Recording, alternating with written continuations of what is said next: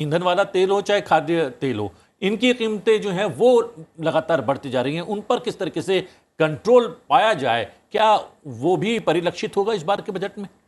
प्रतिबिंब आपने एकदम ठीक कहा। हम ये दोनों तेल जो हैं इसमें परेशानी इसलिए आती है क्योंकि हम आयात पर बहुत हद तक निर्भर हैं।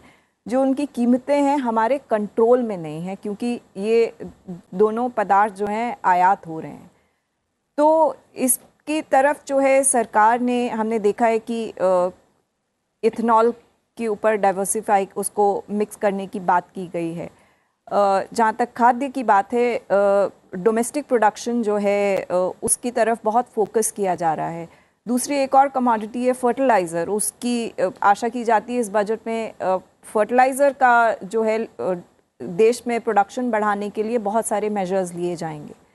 तो महंगाई पे मतलब इंटरवेंशन जो है सरकार बराबर कर रही है और ये जो फ्लक्चुएशंस होते हैं प्राइसेस में, उसको किस हद तक कम किया जा सकता है, उसको आम आदमी को किस तरह से उससे बचाया जा सकता है, इसकी तरफ बराबर इंटरवेंशंस किए जाते हैं कि आयात को किस तरह से बढ़ाया जाए, उस पर ड्यूटी किस तरह से कम की जाए, या कुछ पदार्थों का निर्यात है उसको रेगुलेट किया जाता है। जी बिल्कुल अजय जी और दीप शिखा जी, चर्चा में इतने समय तक बने रहने के लिए और इतने महत्वपूर्ण बिंदुओं पर हमसे बातचीत करने के लिए आप दोनों का बहुत शुक्रिया। और चर्चा में आगे कुछ और मेहमान हमारे साथ जुड़ेंगे प्रतिबिंब, लेकिन आज का दिन बेहद अहम और हम सबकी जो निगाहें हैं वो 11 बजे के लिए टिकी हुई हैं जब वित्त मंत्री अपना 5वां आम बजट जो है वो पेश करेंगी और उसको लेकर जो उम्मीदें हैं, आशाएं हैं, संभावनाएं हैं, उसको लेकर हम बातचीत कर रहे हैं। लगातार संसद टीवी की जो खास कवरेज है वो जारी है सुबह से और आज इसका विश्लेषण,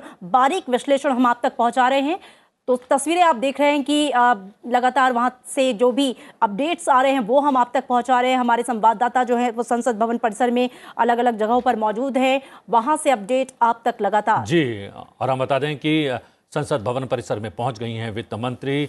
सबसे पहले वो वित्त मंत्रालय पहुंची थी, वित्त मंत्रालय से राष्ट्रपति भवन गई, राष्ट्रपति भवन में राष्ट्रपति से अनुमति प्राप्त करने के पश्चात संसद भवन परिसर पहुंच गई हैं।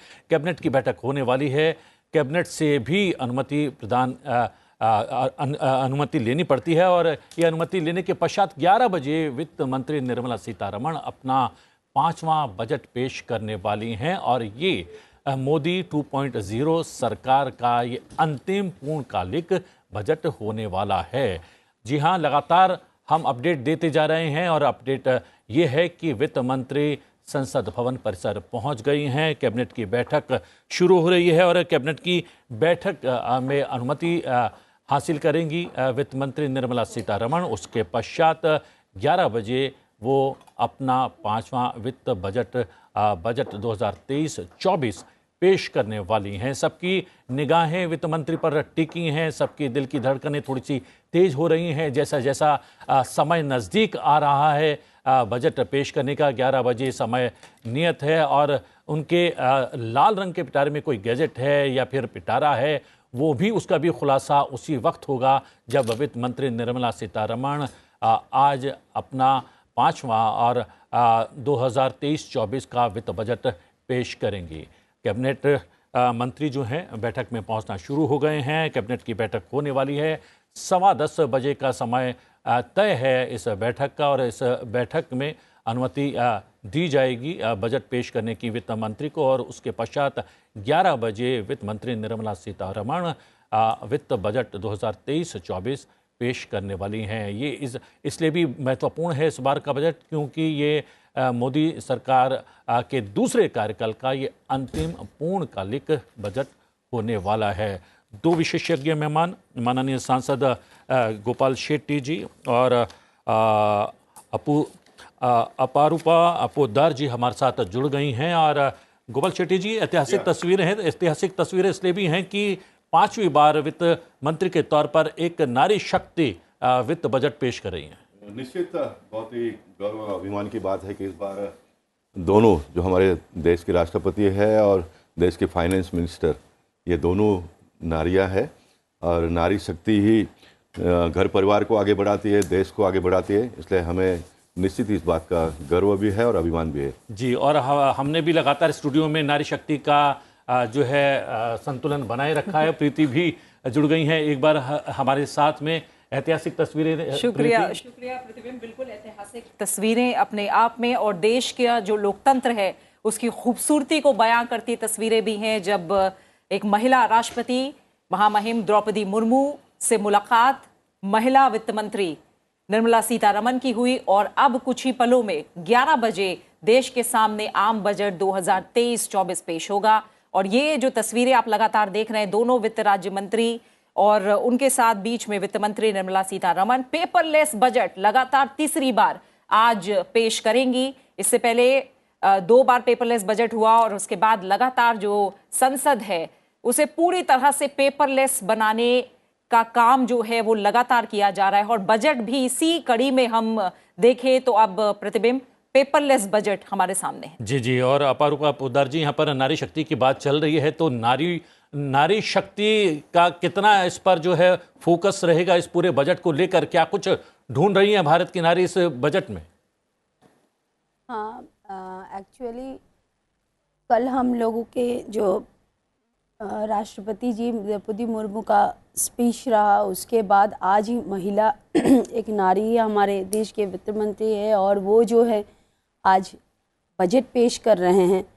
तो घर की एक महिला होने के नाते, और हम लोग जब अपने क्षेत्र में और देश के हर कोने में जाते हैं तो वहाँ पर सब जगह का यही हम लोग ग्राउंड लेवल में देखते हैं कि नारी लोगों का जो पाठ रहा है सुबह से लेके रात तक, ये जो है घर दफ्तर से लेके सब कुछ संभलता है। तो फिर यहाँ पर जो है हम लोग सोचेंगे कि सबसे बड़ा बात है कि किचन पर इस बार बजट कहाँ कितना दूर तक ध्यान देते हैं हमारे निर्मला सीतारमण जी। प्याज काटते वक्त जो आंसू निकलते हैं वो आंसू ना निकले, और साथ साथ जो एलपीजी के सिलेंडर्स है उस पर ध्यान दिया जाए, उसके बजट पर उसका जो प्राइस है जो दिन ब दिन बढ़ते जा रहे हैं। क्योंकि देखिए, हम जिस क्षेत्र से चुनकर आते हैं वहाँ पर राजा राम मोहन रॉय के व्यक्तित्व जैसे जन्म हैं, जो खुद ब्रिटिश साम्राज्य के टाइम में नारी शक्ति के सशक्तिकरण के लिए उन्होंने लड़ाई की है। तो ये गर्व की बात है। और हम जिस स्टेट से चुन के आते हैं, और इन इंडिया हमारे इन इंडिया पहले ऐसा स्टेट है जो ऑल ओवर इन इंडिया एक ही मुख्यमंत्री महिला है। तो इस जगह पर हम लोग सोचेंगे कि हमारे वित्त मंत्री वो देश के वित्त मंत्री है, और वो देश की साधारण नागरिक महिलाओं के बारे में सोचे, जो देश को आगे बढ़ाने के लिए बहुत एक अहम हिस्सा होगा। जी। और सबसे बड़ी बात यह है कि पिछले कुछ वर्षों में किचन की दहलीज लांघ कर अलग अलग क्षेत्रों में भारत का परचम लहरा रही हैं हमारी भारत की नारियां। बिल्कुल। तो महिलाओं की उम्मीदों पर कितना खरा उतरेगा बजट? राष्ट्रपति ने अपने अभिभाषण में महिलाओं को लेकर खास तौर पे जिक्र भी किया कि किस तरह से सेना से लेकर और तमाम जो क्षेत्र हैं महिलाएं आगे आ रही हैं। मुद्रा योजना की बात की जाए तो सबसे ज्यादा जो लोन दिया गया उसमें महिलाएं सबसे आगे रही। आत्मनिर्भर भारत में बहुत मजबूत कड़ी महिलाओं को लेकर भी है। इसके अलावा अगर हम देखें गोपाल शेट्टी जी, G20 की अध्यक्षता एक बहुत बड़ा, मैं कहूँ, एक पड़ाव है जो इस साल है, और प्रधानमंत्री ने कहा भी है कि जो जानी मानी अर्थव्यवस्थाएं दुनिया की हैं उन सब के बीच तेजी से वृद्धि होगी भारतीय अर्थव्यवस्था की। तो तमाम जो दुनिया भर के लोगों की नजरें इस समय भारतीय अर्थव्यवस्था को लेकर और उम्मीदें हैं, कितनी पूरी करता है बजट नजर आएगा? नहीं, कुल मिलाकर अगर हम बात करेंगे और सोचेंगे तो पूरी दुनिया की नज़रें इन दिनों में तो भारत के ग्रोथ की ओर भी है। भारत किस तेजी से आगे बढ़ रहा है, देश के प्रधानमंत्री किस रफ्तार से देश को आगे बढ़ा रहे हैं। और अपराजिता बहन ने बहुत सही कहा कि देश की राष्ट्रपति महिला है, देश के बजट पेश करने वाली महिला है, और उनके राज्य के एक मुख्यमंत्री भी महिला है। और मैं मानता हूं कि देश के प्रधानमंत्री ने गत 9 वर्षों में किचन के ऊपर ही बहुत ध्यान दिया है, महिलाओं के ऊपर ही बहुत ध्यान दिया है। इसलिए हर किचन में गैस पहुंचाने का काम किया, हर किचन में लाइट पहुंचाने का काम किया, हर किचन में काम करने वाली बहन की जीवन बहुत सरलता से आगे बढ़े, इसलिए ध्यान दिया है। और मैं मानता हूँ कि इस बजट में भी महिलाओं के बारे में विशेष ध्यान दिया जाएगा, क्योंकि घर को खड़ा करने वाली जो हमारी माता होती है, बहनें होती है, इन्होंने देश को खड़ा किया है। भारत की संस्कृति को बचा के रखने का काम हमारे देश के महिलाओं ने किया, इसलिए महिलाओं के ऊपर विशेष ध्यान हर क्षेत्र में दिया जाता है। और निश्चित जिस रफ्तार से देश को आगे बढ़ाया हमारे देश के प्रधानमंत्री ने, अब हम सब लोगों को मिलकर ये आगे आने वाले दिनों के लिए सोचना होगा कि हमको देश को चलाना है या देश को आगे बढ़ाना है। देश को अगर आगे बढ़ाना है तो कुछ बातों के बारे में देश के नागरिकों ने भी अपने आप को सरकार के सिस्टम के साथ में जोड़ देना पड़ेगा। खाली हमें क्या लाभ होता है ये तो अपेक्षा करना ही चाहिए, सभी लोग सोचते हैं। हम पॉलिटिकल सिस्टम में जब काम करते हैं तो हर पॉलिटिकल इलेक्टेड रिप्रेजेंटेटिव का अपेक्षा ये होता है कि सब ठीक ठाक चले और फिर हम चुनकर आए, फिर हमारी सरकार आए, ये तो अपेक्षा सबकी होती ही है। लेकिन सब लोगों ने ये देखने की भी आवश्यकता आने वाले दिनों में, जब हम दुनिया के बाजार में कॉम्पीट कर रहे हैं तो भारत देश बहुत तेजी से आगे बढ़े, इसमें हर व्यक्ति का अपना योगदान होना बहुत जरूरी है। ये मैं मानता हूं कि देश के लोग इस प्रकार की मानसिकता में इन दिनों में आए भी है। और जैसे बहन ने कहा कि किचन के बारे में, तो 3 साल लगातार 80 करोड़ लोगों को फूड ग्रेन सप्लाई करना, ये पूरे दुनिया के इतिहास में पहली बार हुआ होगा। और ऐसे समय पे देश के प्रधानमंत्री को G20 का नेतृत्व करने का अगर मौका मिला भी है तो मैं मानता हूं कि भारत के 130 करोड़ लोगों की दुआएं उनके साथ में है, ये उसमें सबसे बड़ा मुद्दा है। समय जी, सुनील गुप्ता जी जुड़ गए हैं, आम आदमी पार्टी के राज्यसभा सांसद। आपका बहुत बहुत स्वागत है। यहाँ पर बात चल रही थी किचन की, किचन से बाहर निकलता हूँ और व्यवसाय जगत की बात करता हूँ। मैन्युफैक्चरिंग कैपेसिटी उसमें इजाफा हुआ है, निर्यात में बढ़ोतरी हुई है, और क्या कुछ आपको लगता है होना चाहिए कि इन दोनों क्षेत्रों में और ज्यादा गति जो है आ सके? देखिए, आज वित्त मंत्री जी निर्मला सीतारमण जी बजट पेश करने वाली हैं। हमारा हाईएस्ट टैक्स स्लैब 42% पे चला जाता है।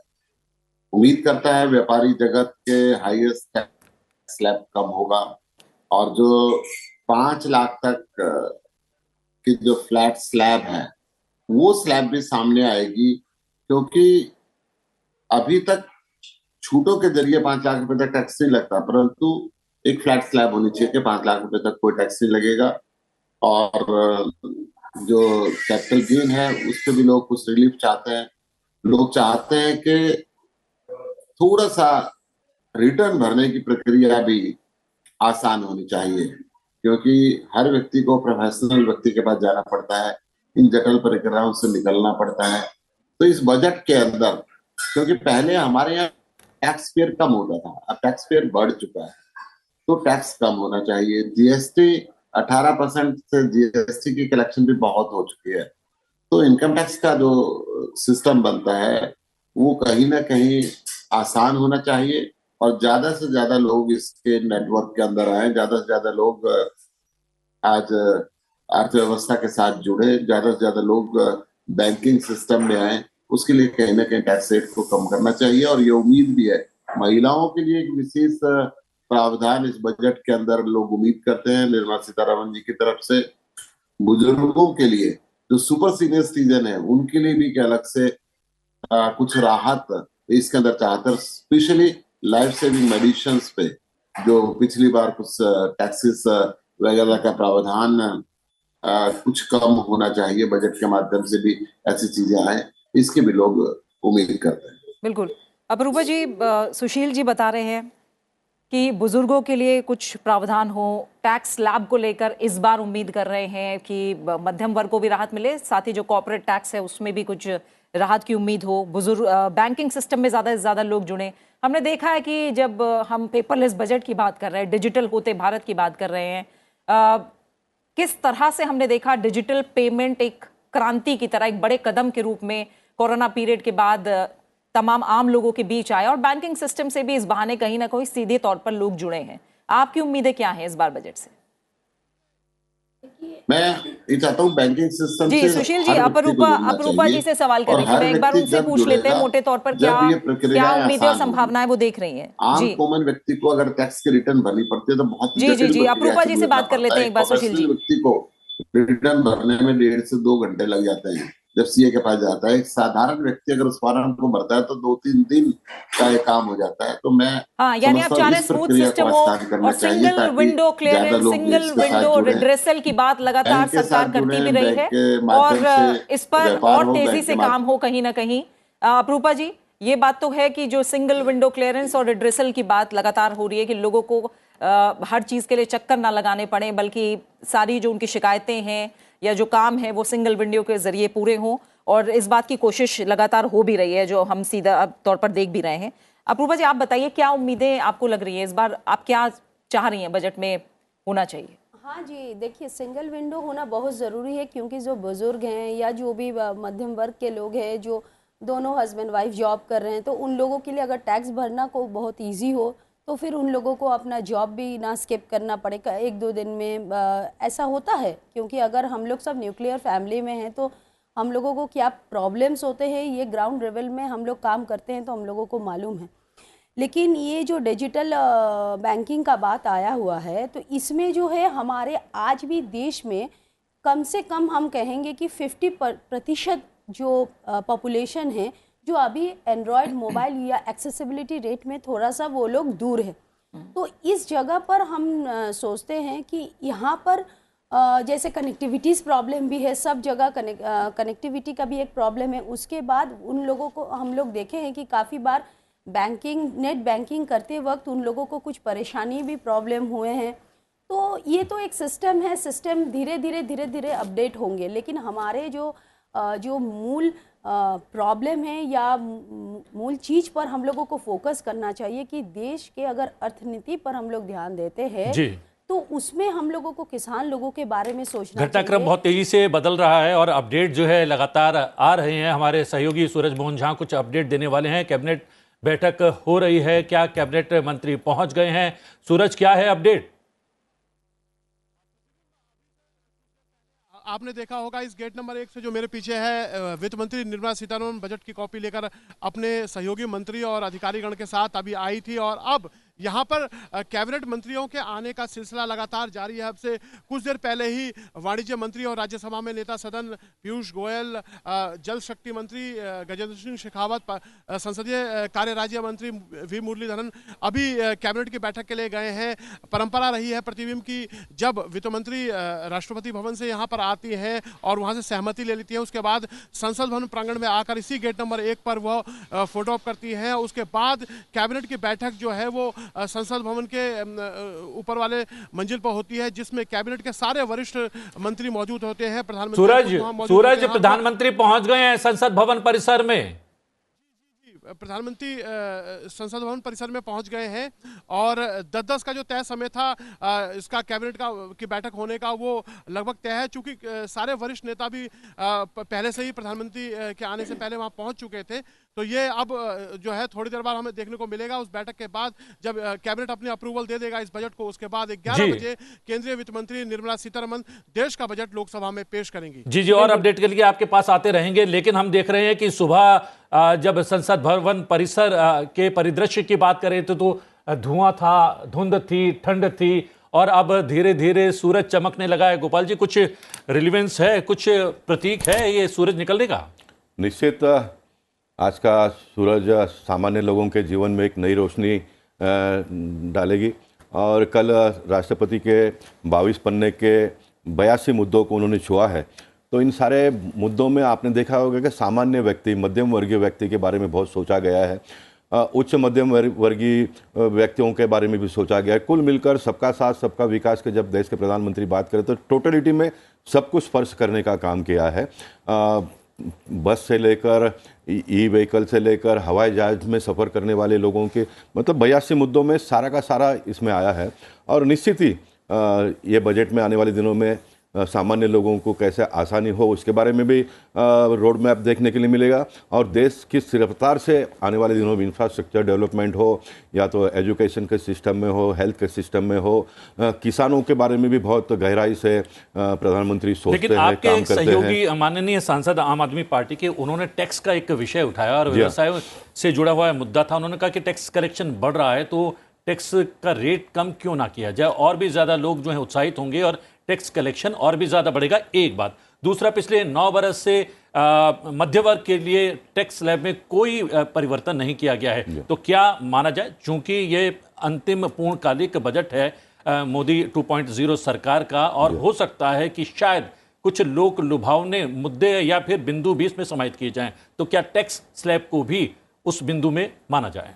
देखिए, हमारे देश के प्रधानमंत्री वैसे कोई लोक लुभावने मुद्दे के बारे में वो कभी सोचते नहीं। वो बहुत गंभीरता से देश को आगे बढ़ाए, देशवासियों को आगे बढ़ाए, ये उनका मुद्दा होता है।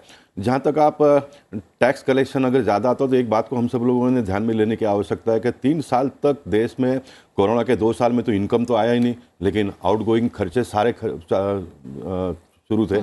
उसके बावजूद भी देश को नियंत्रित रखना, महंगाई दर को बहुत कंट्रोल में रखना, ये कितनी बड़ी बात है।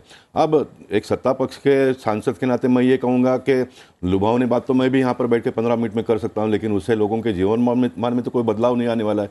एक जगह पे आप समझो टैक्स में रिलीफ अभी देते हैं तो बहुत अच्छी बात है, अगर नहीं भी देते हो तो मैं उनको लोगों को इस तरह से समझाने का प्रयास करूंगा कि टैक्स बेनिफिट में आपको समझो रिलीफ दे दिया और महंगाई दर आपका बहुत ऊंचा रहा, तो एक हाथ से लिया और दूसरे हाथ में गया। ये है ना, बजट क्या होता है कि जितने टैक्स के माध्यम से पैसे आते हैं सरकार की तिजोरी में, वही पैसे से देश का विकास होता है, सीधी बात है। इसलिए दोनों, एक तो महंगाई दर नियंत्रण में रहना, ये मानता हूं कि बहुत बड़ा रिलीफ है, क्योंकि आपके पास पैसे अगर बचते हैं तो ही आप आगे उसको चल सकते हो ना। इसलिए दोनों बातों को हमको सोचना पड़ेगा, समझना पड़ेगा, और देश को चलाने वाले लोगों ने, नगरजनों को समझाना भी पड़ेगा।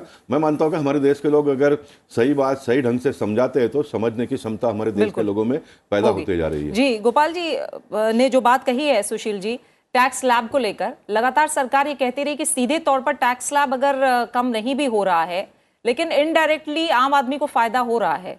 जिस तरह से लगातार हम 2014 से अगर बजट की बात करें, सरकार यही कहती रही है, उसका फोकस जो गांव है, जो गरीब हैं, जो किसान हैं, उनकी आय दुगनी करने पर रहा है, जो आम लोग हैं उन्हें फायदा पहुंचाने पर रहा है। तो सीधे तौर पर टैक्स स्लैब का फायदा ना देखें, लेकिन आप मान रहे हैं कि इनडायरेक्ट जरूर सरकार के कदमों का असर कुछ सकारात्मक पड़ रहा है। आय डबल कर देंगे, ये कहा गया कि किसान के आय डबल कर देंगे, आय किसी की डबल नहीं हुई। ये कहा गया कि हम देश की अर्थव्यवस्था तेजी से आगे बढ़ेगी, परंतु जब तक ज्यादा से ज्यादा लोगों का उसके अंदर सहयोग नहीं होगा, ज्यादा से ज्यादा लोग उस नेटवर्क के अंदर जुड़ेंगे नहीं, और ज्यादा लोगों को जोड़ने के लिए हमें सरल करना पड़ेगा। अगर टैक्स स्लैब को गरीब व्यक्ति को राहत नहीं मिलेगी, पिछले काफी समय से जब महंगाई का इंडेक्स बढ़ गया है, रसोई चलनी मुश्किल हो गई है, जीएसटी आटे पे लग गया, दाल पे लग गया, चावल पे लग गया, दही पे लग गया, छाछ पे लग गया। महंगाई थोड़ा बताइए सुशील जी, किस देश में कम हो रही है महंगाई? थोड़ा सा हमें समझना पड़ेगा ना, महंगाई तो डबल डिजिट में जा रही है दुनिया भर में, तो थोड़ा जिस तरह से गोपाल जी कह रहे हैं कि लोगों को समझाना होगा। जब दुनिया आशा भरी नजरों से देख रही है, हम G20 की अध्यक्षता कर रहे हैं, हर कोई अर्थव्यवस्था को लेकर तमाम कयास लगा रहा है, तो सुझाव एक सकारात्मक तरीके से सामने आए आप लोगों की तरफ से, ये कोशिश होनी चाहिए क्या? मैं आपको एग्जैक्टली यही बात कर रहा हूँ। जब सरकार ने आटे पे, दही पे, चावल पे, सब चीजों पे टैक्स लगा दिया है, तो कम से कम इनकम टैक्स में तो उस गरीब व्यक्ति को राहत दें। जो वेतन भोगी व्यक्ति है उसका सब कुछ एक नंबर में चलता है। हिंदुस्तान के अंदर 2 नंबर की अर्थव्यवस्था भी है, मगर सबसे ज्यादा मार वेतन भोगी के ऊपर पड़ती है। अगर उसको वहां पे टैक्स पूरा देना पड़ रहा है, जीएसटी उसकी कई गुना बढ़ गई है, खाने पीने की हर रसोई के हर आइटम पे जीएसटी पहुंच गया है, और इनकम टैक्स के अंदर स्लैब में अगर राहत नहीं देंगे, कितने साल तक नहीं देंगे, हर साल जीएसटी बढ़ता चला गया और इनकम टैक्स में राहत मिली नहीं, तो उसके ऊपर डबल मार मर रही है।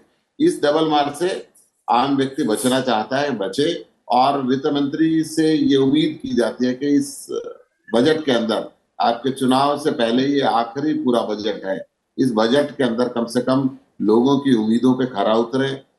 किस तरीके से वित्तीय फ्रॉड हो रहे हैं आप देखिए, 5 लाख करोड़ आपने जो बात कही है सुशील जी, वो उस पर रिएक्शन ले लेते हैं। अपारूपा जी हमारे साथ मौजूद हैं। अपारूपा जी, यहाँ पर बात की जा रही है महंगाई को लेकर, टैक्स कम किए जाने चाहिए, वो भी एक जो है आशा जताई जा रही है इस वित्त बजट को लेकर। लेकिन सबसे महत्वपूर्ण बात, पिछले 2.5-3 वर्ष में जो वैश्विक चुनौती थी कोरोना की, उसको हमने बहुत ही सफलतापूर्वक उससे हमने पार पाया। इसके अतिरिक्त 80 करोड़ लोगों को 3 साल तक लगातार मुफ्त अनाज दिया जाना, उस चुनौती को किस तरीके से जो है सक्षम तरीके से हमने उसका सामना किया, उसका एक बहुत बड़ा परिचायक है।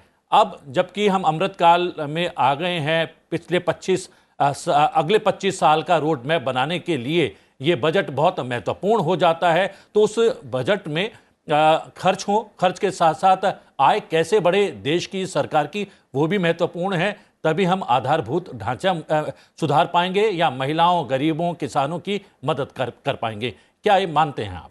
देखिए, सुशील जी ने बहुत अच्छा बात कहा है कि हमारे जो देश की अर्थव्यवस्था है, हम लोग, आपने कहा कि अभी कोरोना काल में 3 साल तक उन्होंने देश के प्रधानमंत्री जो खाने पीने के सब चीज़ के सुविधा दिए हैं। लेकिन एक बात बताइए, ये तो देश के प्रधानमंत्री के दायित्व है, इससे तो कोई दूर नहीं हट सकता है। लेकिन हमारे कहने का मतलब है कि कोरोना में तो सभी देश को फेस किए हैं, और हमारे कोरोना काल में जितने देश के प्रधानमंत्री के साथ साथ देश के पब्लिक भी सब मिलजुल के सहयोग किए। लेकिन आज जिस जगह पर उन्होंने जो जीएसटी गिनाए हैं, आप बताइए, दूध पर, मुरमुरे पर, हर चीज़ पर जीएसटी लगाना, और आप हीरे पर नहीं लगा रहे हो। आप जो गरीब लोगों या मिडिल क्लास सबसे ज़्यादा यूज़ करते हैं, उस चीज़ पर आप लोग जीएसटी कर रहे हो, तो ये तो ठीक बात नहीं है। आम आदमी के लिए आप क्या सोच रहे हो, और नौकरी पर क्या सोच रहे हो? आपने 2 करोड़ नौकरी के वादे दिए थे हर साल, आज 9 साल हो गए, तो 18 करोड़ नौकरी कहाँ गया? अगर आप ये जो अनएम्प्लॉयमेंट दिन ब दिन बढ़ते जा रहे हैं, अगर हम एडुकेशन के बात करें, एडुकेशन लेने के बाद बच्चे बाहर चले जा रहे हैं, दूसरे कंट्रीज़ में जा रहे हैं, तो इसका क्या रोड मैप इस बजट में हम लोग भी तो देख रहे हैं। क्योंकि देश के युवा जो है, देखिए, लोकतंत्र में जिस तरह हम लोग, इंडिया जो लैंड ऑफ कल्चर फेस्टिवल है, हम लोग जैसे पूजा पाठ सब चीज़ करते हैं, साथ साथ देश के हर इंसान का नज़र एक ही दिन पर टिका रहता है लोकतंत्र में, ये बजट, कि हमको क्या, देश को क्या मिलने वाला है, आम जनता को क्या मिलने वाला है। तो ये जो बात है ना, कि इस पर बहुत गंभीर से सोचना पड़ेगा। इस पर आप स्पष्टीकरण दे पाएंगे? और ठीक एक बात और जिक्र करूंगी, जो आर्थिक सर्वेक्षण आया गोपाल जी, वो ये कह रहा है कि बहुआयामी गरीबी सूचकांक, जो यूएनडीपी की 2022 की रिपोर्ट है, उसके रिजल्ट ये हैं कि 2005-6 से और 2019-20 के बीच भारत में करीब 42 करोड़ लोगों को गरीबी रेखा से बाहर निकाला गया है। अगले दशक के लिए, जब हम आगे के 25 साल का टारगेट लेके चलते हैं, अगले दशक के लिए आप क्या मानते हैं कि गरीबी से लोगों को और तेजी से बाहर निकाला जाए? किस तरह का बजट होना चाहिए? निश्चित, मैं मानता हूं कि बहन जी के सारे सवालों का जवाब आप ही नहीं दे जाएगा। 42% लोग गरीबी रेखा से बाहर निकले हैं। हाँ, यानी 2005 से 2020 से, निश्चित 2005 से 2022 तक। आखिर देश तो हम सभी लोग मिलकर चला रहे हैं ना। कांग्रेस और यूपीए के सरकार ने किस तरह से चलाया, एनडीए की सरकार किस तरह से चलाया, लेकिन टोटलिटी में तो 2005 से 2022 तक इतने बड़े पैमाने पे गरीबी रेखा से बाहर लोग निकले हैं। और ये रफ्तार अभी बहुत तेजी से आगे बढ़ेगा। 2014 से 2022 तक जो रफ्तार था, ये रफ्तार और भी तेजी से आगे बढ़ेगा।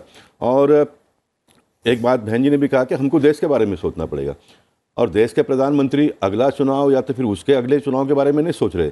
देश के प्रधानमंत्री ने 25 साल का रोड मैप बनाया है कि अगले 25 साल में भारत देश को कहाँ जाना है। भारत देश आगे बढ़ता है तो देश के लोग भी उसके साथ में आगे बढ़ेंगे ना।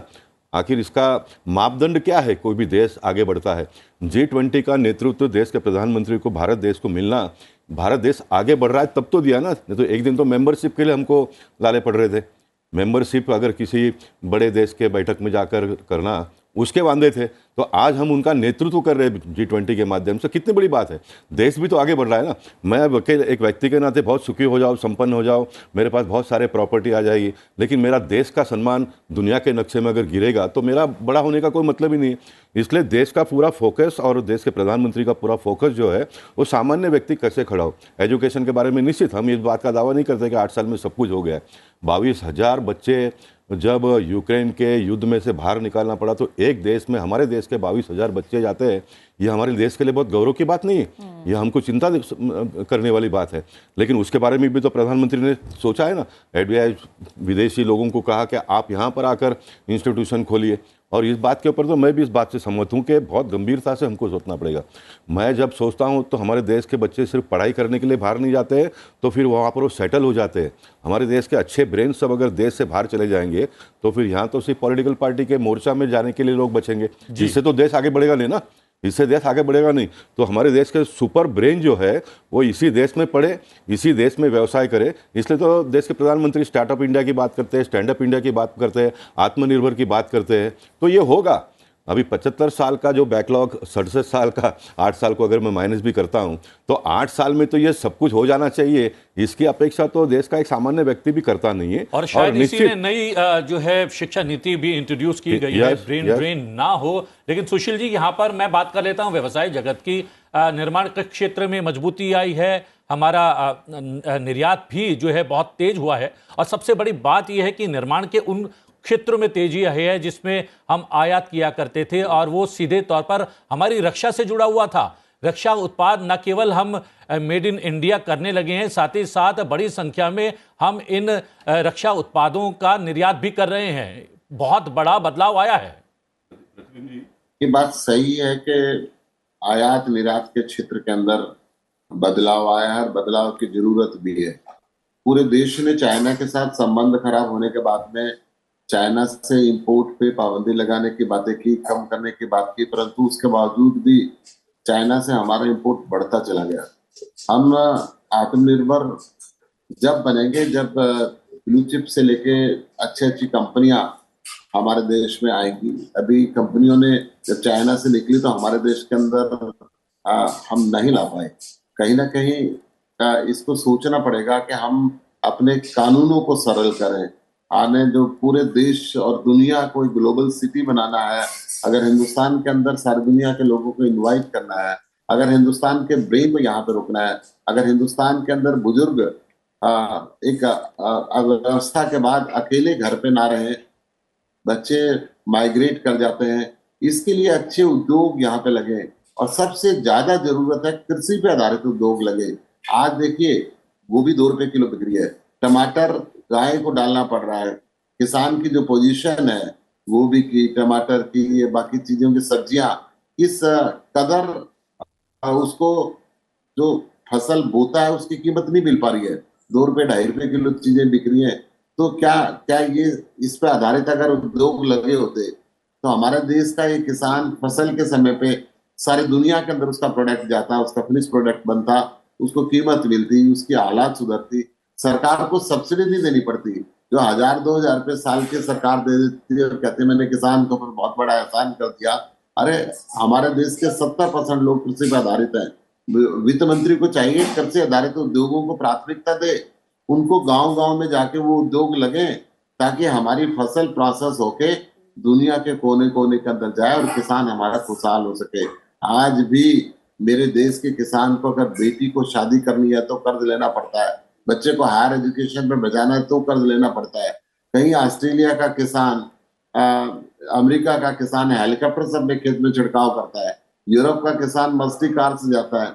मेरे देश के किसान के पास इनके सपने तो नहीं है हेलीकॉप्टर का, मस्ती ठीक है, कार गोपाल के, जी से किसानों को परंतु लेकर अच्छी जवाब जूती ले उसके लेते पैर हैं में सुशील पहनने जी के आपके लिए सवाल होगी। का। इन बातों को देश की सरकार है, बिल्कुल पार्टी सुशील कोई जी, भी रहे, ठीक है, जब एक-एक पॉइंट सत्ता पे के अंदर चलते हैं। पार्टी आती है तो वो सोचना गोपाल जी, पड़ेगा किसानों की कि आय मैं दुगनी करने की बात थी 2022 तक, हम जानते हैं बीच में कोरोना का पीरियड रहा, इसलिए चीजों पर धक्का लगा है। किसान यही एक सेक्टर है जिसने कोरोना काल में भी बड़ा सपोर्ट दिया है। क्या कर रहे हैं किसानों को लेकर? देखिए, किसानों के आय दुगनी करने के बारे में बहुत सारा कदम उठाया गया। किसान सहमत भी है कुछ बातों से। 100% तो कोई भी व्यक्ति कभी भी समाधानी नहीं होगा। जिस दिन सब लोग समाधानी हो जाएंगे तब ये देश का रफ्तार रुक जाएगा। देश तो चलता रहेगा, दुनिया चलता रहेगा, लेकिन किसानों को अगर उनके हाथ में 2 पैसे जाने चाहिए तो जो नॉन किसान है उनका माइंडसेट को हमको बदली करना पड़ेगा।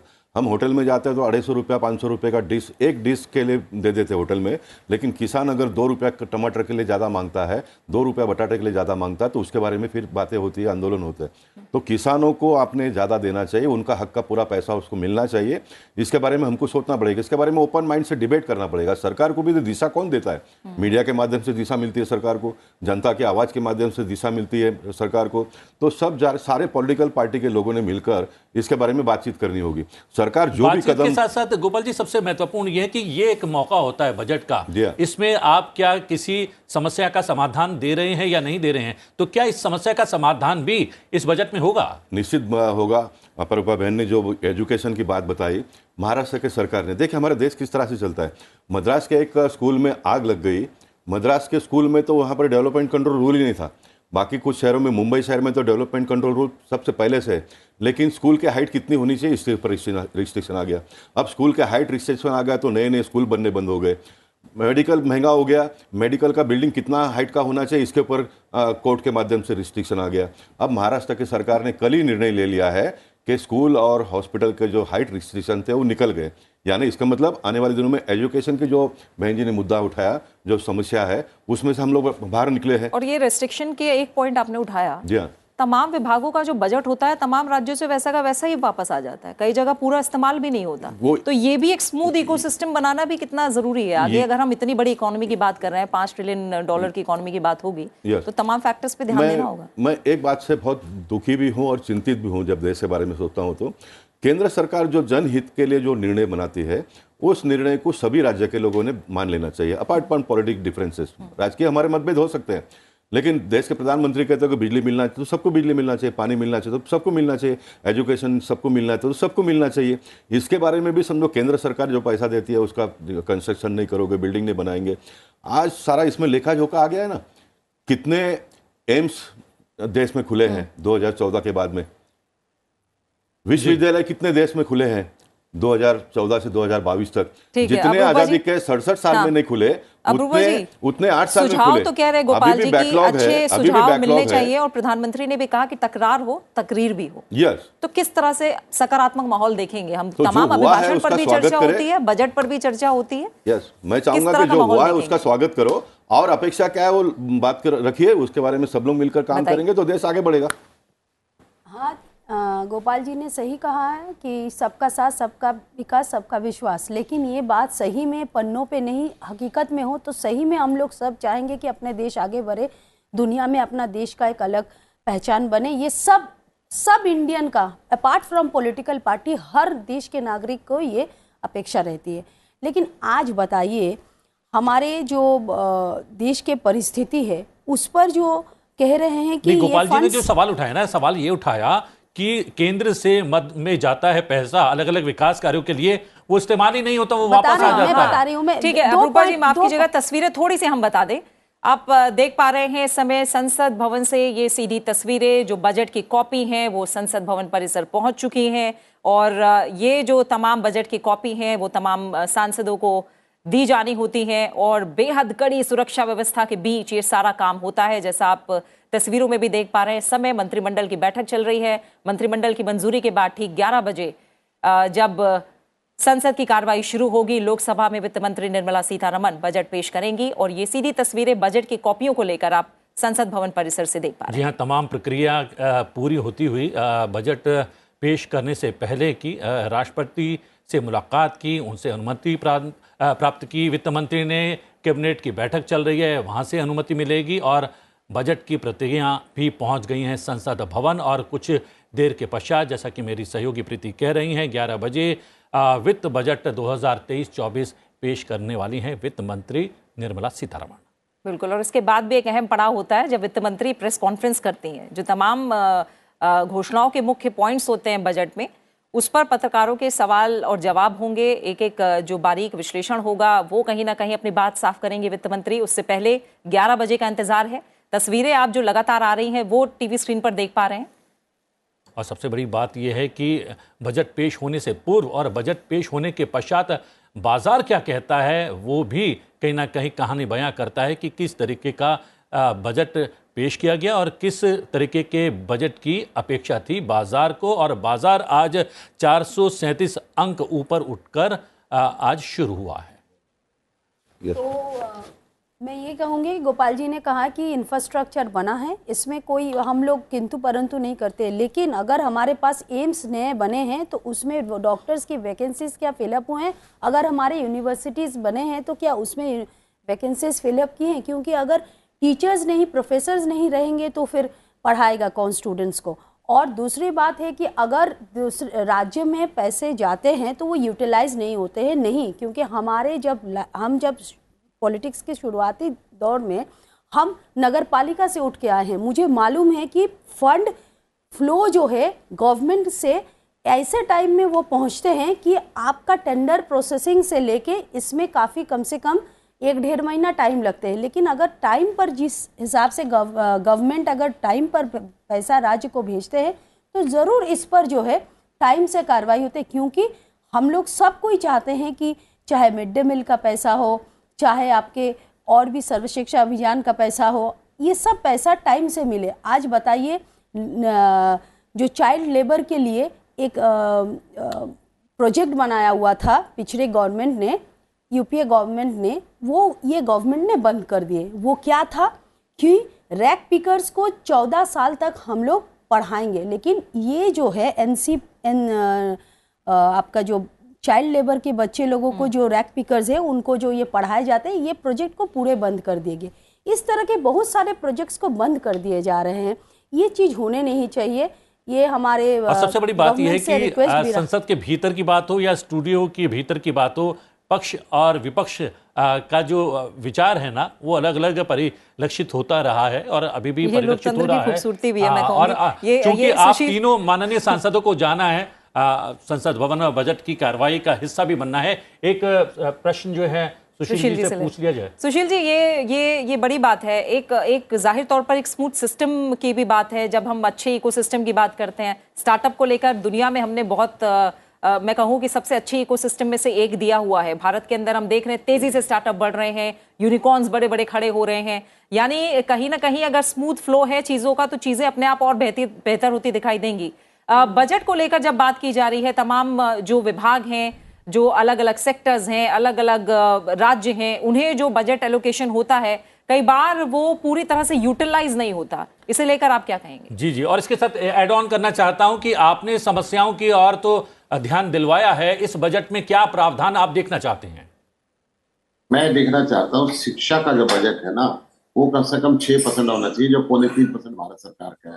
हेल्थ का बजट हमारा बढ़ना चाहिए। ये जो बेसिक प्राइमरी सेक्टर है, हेल्थ एंड एजुकेशन, ये हिंदुस्तान के हर व्यक्ति को मिलनी चाहिए। हमने नई एजुकेशन पॉलिसी भी लगाई, हमने राइट टू एजुकेशन एक्ट भी बनाया, परंतु क्या राइट टू एजुकेशन एक्ट के हिसाब से हर 3 किलोमीटर पे स्कूल होना चाहिए, हर 1 किलोमीटर पे प्राइमरी स्कूल होना चाहिए, आबादी के साथ होना चाहिए? क्या ये हम आज से क्रिएट कर पाए? ये तब क्रिएट होंगे जब बजट के अंदर प्रोविजन होगा। अगर भारत सरकार कमीशन जो तय किया था आज से 20 साल पहले, उसने 7% एजुकेशन पे लगाने की बात करी थी, आज तक भी हम 3.25% भारत सरकार एजुकेशन पे लगा रही है। राज्य सरकारें कहीं कहीं, दिल्ली सरकार की मैं बात करूँ, 26% एजुकेशन के ऊपर लगा रही है, हेल्थ के ऊपर 13% लगा रही है, हम 2% के करीब केंद्र सरकार है। लेकिन सुशील जी मैं आपको रोकना चाहता हूं, अगर भारत ये आप जिस प्रतिशत की बात कर रहे हैं शिक्षा पर खर्च करने की, वो सरकारी खर्च की बात कर रहे हैं। कुल मिलाकर अगर देखा जाए जो भारत में शिक्षा पर खर्च होता है वो 26% से ज्यादा है। मैं तो केंद्र सरकार के बजट की बात कर रहा हूँ। केंद्र सरकार का भी तो दायित्व बनता है ना भारत सरकार के, हिंदुस्तान शिक्षित हो, हिंदुस्तान विकसित हो, तभी तो हिंदुस्तान विकसित होगा। 75 साल देश की आजादी को हो गए, अभी हम विकासशील श्रेणी से निकल नहीं पाए हैं। विकसित देशों के ऊपर हमें सोचना पड़ता है कि वहां हम कैसे जाएं, तभी हिंदुस्तान जाएगा जब हिंदुस्तान शिक्षित होगा। और ये बजट के अंदर पैसा बढ़ाना चाहिए। मैं निर्मला सीतारमण जी से करबद्ध प्रार्थना भी करता हूँ कि इस ओर ध्यान दें। बिल्कुल, यानी अभी जो हालिया रिपोर्ट्स रही हैं शिक्षा को लेकर, वो यही बताती रही हैं कि कोरोना महामारी का असर सबसे ज़्यादा शिक्षा पर पड़ा, लेकिन उसके बाद खासकर जो गांव के स्कूल्स हैं वहाँ ड्रॉप आउट रेट कम हुआ है, लोग ज़्यादा अब फॉर्मल एजुकेशन की तरफ बढ़े हैं। लेकिन जो टीचर और स्टूडेंट्स का रेशियो है, जो स्कूल को लेकर इंफ्रास्ट्रक्चर है, आपका सुझाव है सुशील जी कि लगातार उसे और अच्छा बनाया जाए और जो शिक्षा व्यवस्था है उसको लेकर बजट का एलोकेशन और ज़्यादा हो। उम्मीद कर रहे हैं कि जो आपकी पॉइंट्स हैं उन पर भी कहीं ना कहीं वित्त मंत्री का गौर होगा और देखना होगा शिक्षा और स्वास्थ्य को लेकर, क्योंकि स्वास्थ्य पे तो हमने एक बड़ा बदलाव देखा है कोविड के बाद, एक बड़ा बदलाव रहा और एक बड़ा हिस्सा जो बजट का है वो स्वास्थ्य की तरफ मुड़ा है। तो ऐसे में और कितना दायरा इसका बड़ा होता देखेंगे बजट के अंदर, इस पर जरूर नजरें रहेंगी।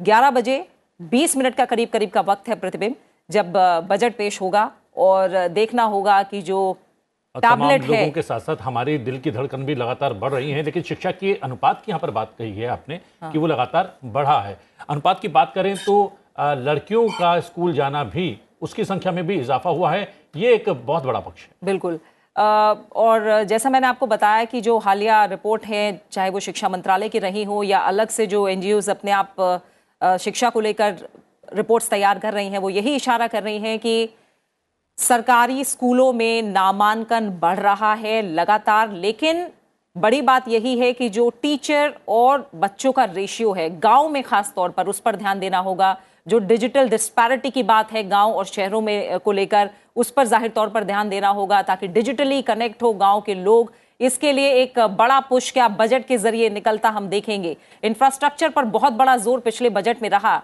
इस बार भी इंफ्रास्ट्रक्चर के साथ साथ क्या और ऐसे आयाम रहेंगे जहां बजट का फोकस रहेगा ताकि जो $5 ट्रिलियन की इकोनॉमी की बात हम कर रहे हैं उस पर हम और तेजी से आगे बढ़ सकें।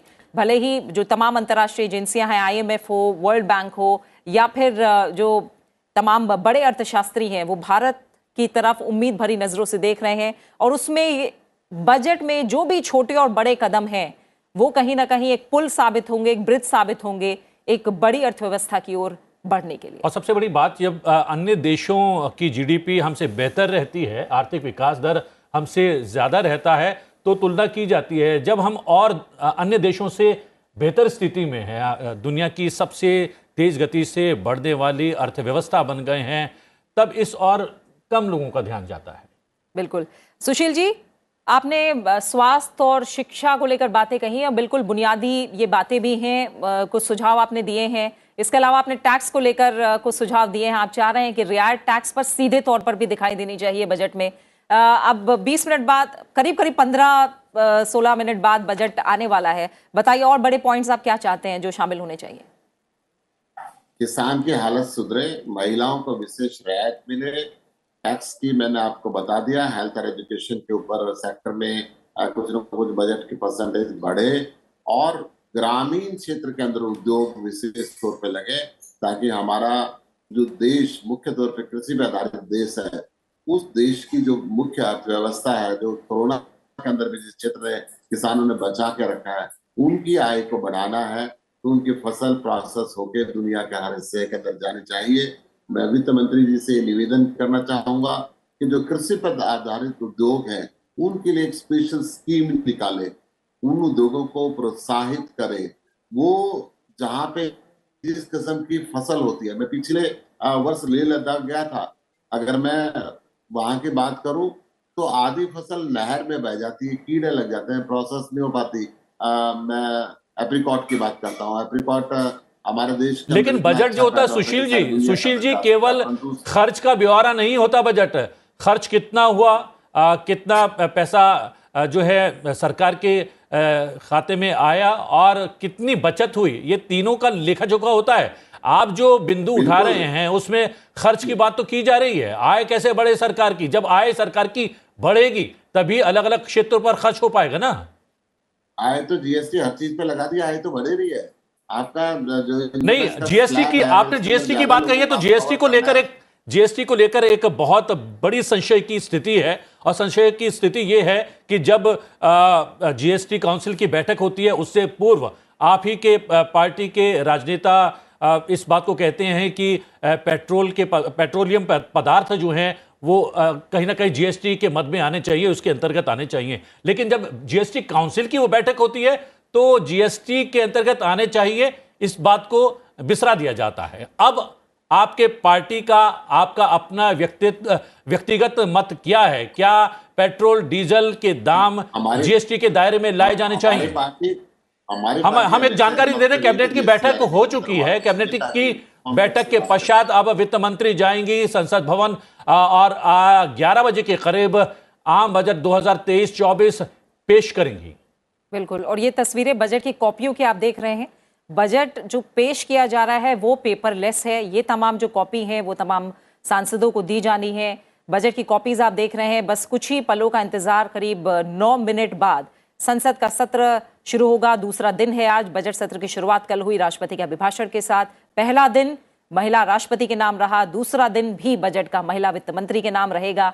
और आज हम वित्त मंत्री निर्मला सीतारमण को संसद में 11 बजे लोकसभा में बजट पेश करते देखेंगे और इसके बाद राज्यसभा में भी बजट की कॉपी रखी जाएगी। ये जो तस्वीरें हैं ये बजट की कॉपियों की हैं, जो हरे रंग के कपड़े से आप सील्ड देख रहे हैं। बहुत कड़ी सुरक्षा व्यवस्था होती है इन कॉपियों को लेकर भी, किसी भी तरह कोई भी लाइन बजट पेश होने से पहले बाहर ना आए, इसे लेकर पूरा इंतजाम किया जाता है। और ये संसद भवन परिसर कॉपियां पहुंच चुकी हैं। वित्त मंत्री निर्मला सीतारमण केंद्रीय मंत्रिमंडल के साथ बैठक करके बजट पर मंजूरी ले चुकी हैं और अब बस कुछ ही पलों बाद देश के सामने होगा वित्त वर्ष 2023-24 का आम बजट। जी हाँ, क्या ये बजट $5 ट्रिलियन की अर्थव्यवस्था बनाने वाला बजट होगा? क्या 25 बरस के भीतर भारत को विकासशील देश से विकसित राष्ट्र बनाने वाला बजट होगा? सबकी निगाहें इस बात पर टिकी रहेंगी। ये उस वक्त की तस्वीर जब राष्ट्रपति भवन से निकलकर वित्त मंत्री पहुंची थी संसद भवन परिसर में, और संसद भवन में प्रवेश करने से पूर्व उन्होंने वो अपना पैकेट दिखाया लाल कलर का, जो अभी तक रिवील नहीं हो पाया है कि इसमें गैजेट है या फिर क्या कुछ है, जिसके ज़रिए वित्त मंत्री निर्मला सीतारमण आज बजट पेश करने वाली हैं। लेकिन उसके पश्चात कैबिनेट की बैठक हुई, कैबिनेट से मंजूरी मिलने के पश्चात 11 बजे वित्त मंत्री निर्मला सीतारमण 2023-24 का वित्त बजट पेश करने वाली हैं। बिल्कुल, और बड़ी बात 2017 से जो हमने देखी है, रेलवे बजट और आम बजट एक साथ मिला है, तो रेलवे को लेकर भी क्या बड़ी घोषणाएं होंगी, इस पर भी नज़र होगी। और आपको बता दें कि 2017 से जो बजट पेश हो रहा है उसमें रेल बजट को आम बजट से जोड़ा गया और अब हर साल आम बजट ही पेश होता है। जी, और वृद्धों को क्या कुछ मिलने वाला है इस बजट से? क्या अलग अलग योजनाओं के ज़रिए उनको कुछ छूट, कुछ लाभ इस बजट में दिए जाने वाले हैं? उन लाभों और छूटों में से एक है रेल यात्रा के दौरान जो 50% की छूट वृद्धों को मिलती थी, वो कोरोना काल की वजह से रोक ली गई थी, स्थगित कर दी गई थी। क्या उसकी वापसी इस बजट में होने वाली है? इस पर भी सबकी निगाह टिकी रहेंगी।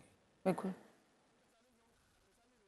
सुशील जी, बस कुछ ही पल और बचे हैं बजट को लेकर, और जैसी बात भी हो रही है कि तमाम आप लोग के सुझाव काफ़ी अच्छे सुझाव होते हैं और सरकार ये चाहती भी है कि अलग अलग जो दल हैं वो अपने सुझाव दें ताकि अगर सुधार की कोई गुंजाइश है तो वो किया जा सके। लेकिन जाहिर तौर पर जैसा प्रतिबिंब ने भी कहा कि खर्च और आय में संतुलन बनाना एक बड़ी चुनौती होती है, उन सब के बीच सरकार के कदमों को कैसे देख रहे हैं? और सबसे बड़ी बात है, प्रधानमंत्री ने जो कहा है कि भारत का आम बजट दुनिया के लिए आशा की किरण बनेगा। न केवल भारतवासी इस बजट पर निगाहें टिकाए हैं, बल्कि पूरा विश्व देखना चाहता है कि विश्व की सबसे तेज गति से आगे बढ़ने वाली अर्थव्यवस्था का इस बार का वित्त बजट कैसा होता है। प्रधानमंत्री बड़ी बात देखिए प्रतिबिंब, जो चाहे वो यूनियन बजट को डाउनलोड कर सकता है। लगातार जो वेबसाइट है वो आप टीवी स्क्रीन पर देख पा रहे हैं, वहाँ से जो बजट की कॉपी है वो देखी जा सकती है। और 11 बजे से आप सीधे सीधे संसद टीवी पर वित्त मंत्री का जो बजट भाषण है उसका सीधा प्रसारण भी देख सकते हैं। डिजिटल संसद ऐप पर भी बजट का सीधा प्रसारण है, साथ ही बजट की कॉपी को भी डाउनलोड किया जा सकता है। indiabudget.gov.in पोर्टल पर बजट संबंधी जो तमाम दस्तावेज हैं वो उपलब्ध हैं। जी हाँ, कुछ क्षण पश्चात इस वेबसाइट पर जा सकते हैं, बजट देख सकते हैं, डाउनलोड कर सकते हैं। और इसके अतिरिक्त हम बता रहे हैं कि टेलीविज़न स्क्रीन पर संसद टेलीविज़न के माध्यम से तो बजट पेश करता हुआ आप देख सकते हैं वित्त मंत्री को। इसके अलावा आप यूट्यूब चैनल के माध्यम से भी न केवल संसद की आज की गतिविधि, संसद भवन परिसर में वित्त मंत्री के द्वारा वित्त बजट 2023-24 पेश करता हुआ आप देख पाएंगे संसद टीवी के यूट्यूब चैनल पर भी। ये वो तस्वीरें जब राष्ट्रपति भवन से निकलकर संसद भवन परिसर में प्रवेश कर रही थी वित्त मंत्री, उस दौरान की ये तस्वीरें।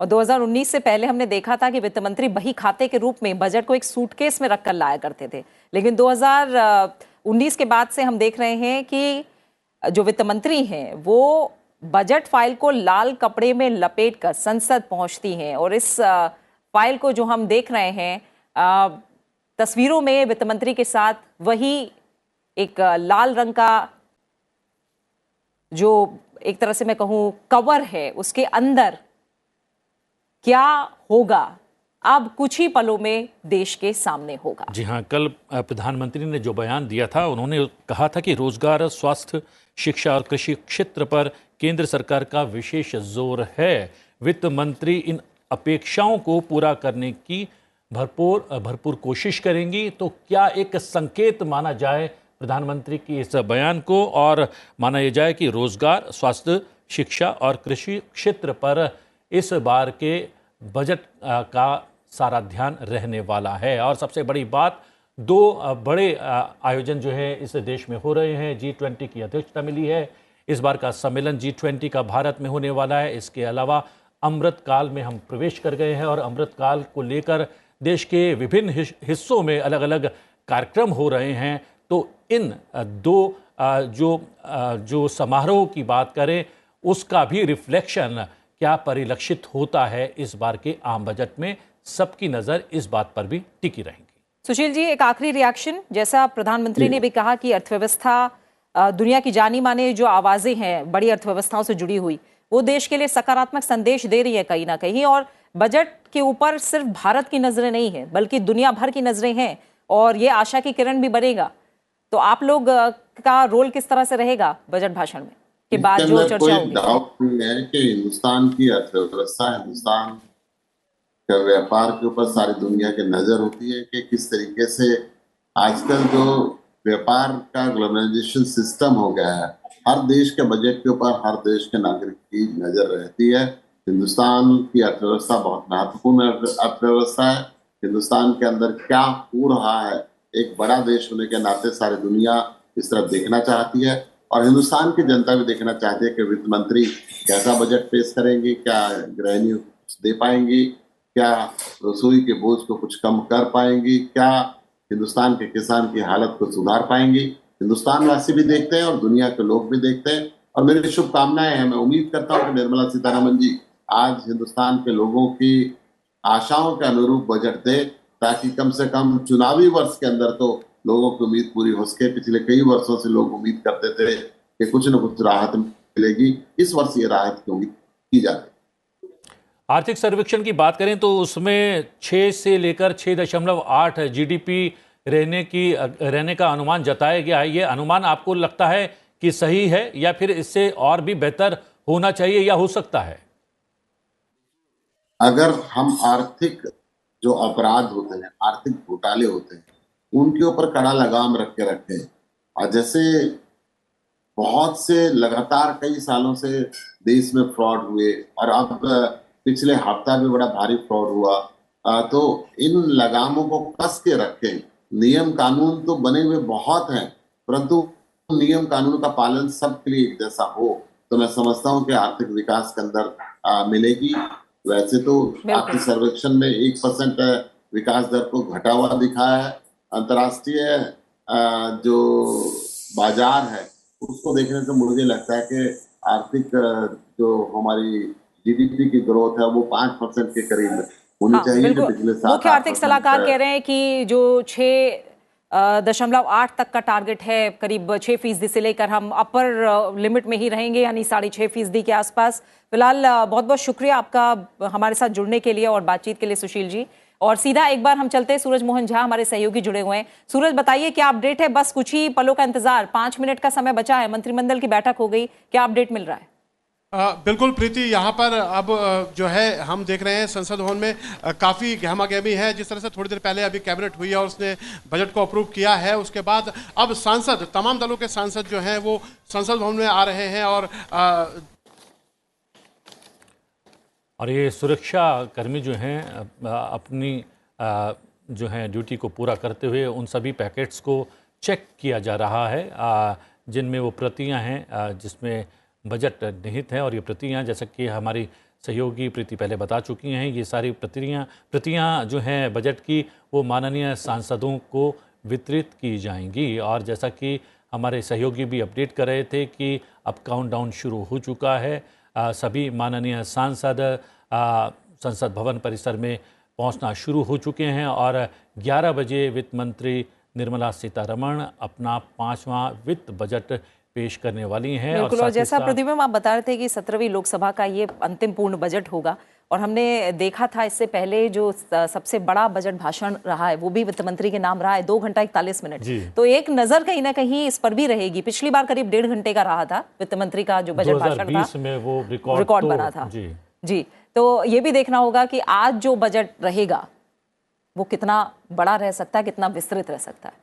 और विस्तार इसलिए भी संभावना उसकी नज़र आ रही है क्योंकि जैसा कि $5 ट्रिलियन की जो है अर्थव्यवस्था बनाने का बजट हो सकता है, इसके साथ साथ ये अमृतकाल का बजट है, यानी कि देश को विकासशील देश से विकसित राष्ट्र बनाने की ओर ले जाने वाला बजट भी ये हो सकता है। और सबसे बड़ी बात ये है कि जैसा कि आपने इस बात को दोहराया भी है कि मोदी सरकार 2.0 का ये अंतिम पूर्णकालिक बजट है। तो 3 महत्वपूर्ण बिंदु इस और कहीं ना कहीं इशारा करते हैं प्रीति कि ये बजट भी काफ़ी बड़ा हो सकता है और काफ़ी समय लेने वाली हैं वित्त मंत्री इस बार के बजट को पेश करने में।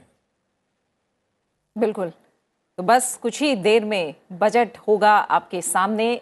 2023-2024 को लेकर जो आम बजट है ठीक 11 बजे वित्त मंत्री निर्मला सीतारमण इसे पेश करने वाली हैं। लगातार संसद टीवी पर इसकी सीधा प्रसारण, संसद की जो सत्र है उसकी कार्रवाई है उसका सीधा प्रसारण आप संसद टीवी पर देख सकते हैं। तो ठीक 11 बजे हमारे साथ बने रहिए। लगातार बजट के बाद भी जो हर बारीक विश्लेषण होगा वो भी आप संसद टीवी पर देख सकते हैं।